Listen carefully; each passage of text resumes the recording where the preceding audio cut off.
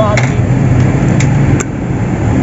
रब दा पहलवान बन के दिखाएं जरा बंदर जरा आपको बहस करे जरा लड़के जरा जंप लगा के दिखाएं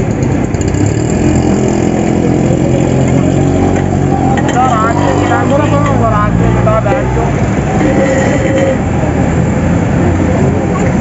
लड़के इधर आके सीट पे बैठ जाओ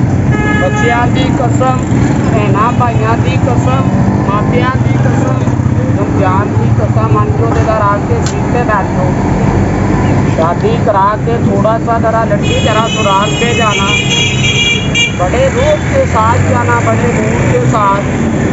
पैंट कोट के जेबा झट पा के जाना रूप के नाल जाना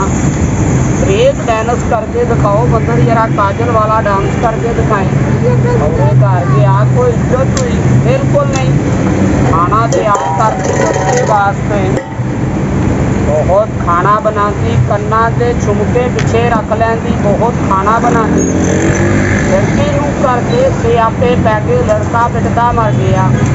सस नूं गुस्सा आ गया सस ने मार के टांग तोड़ दी डबल क्लब का पहलवान बन के दिखाएं जा रहा स्कूटर लड़के का ब्रेका तो बगैर फसने तो बीच से पागल हो गया गलियां दे विच रिड़दा मर गया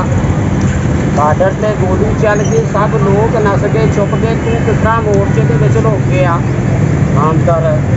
ऐ मोर्चा ऐ मगर टेलीफोन वाली कार मोहम्मद मुसलमान नमाज पढ़ता सजदा खुदा नू करता सवाल की तुम्हें खुदा नू सजदा करके सवाल अल्लाह के मानने वाले ने अल्लाह के नेक लोग ने बैठे खड़ोते दुआ कर अल्लाह साहब उन्होंने बच्चों की खैर अल्लाह सुख मान दे रहे दुख दूर करे चल बंदर दोपहर का टाइम है एक महीना जा रहा बंदर खुश होकर साहब उन्हें भी तेरे खाने के लिए बेटा नाम सुना बंदर बंदर को पैसे दे रहा है उसके अंदर डाल दो आ गया चलो ठीक है।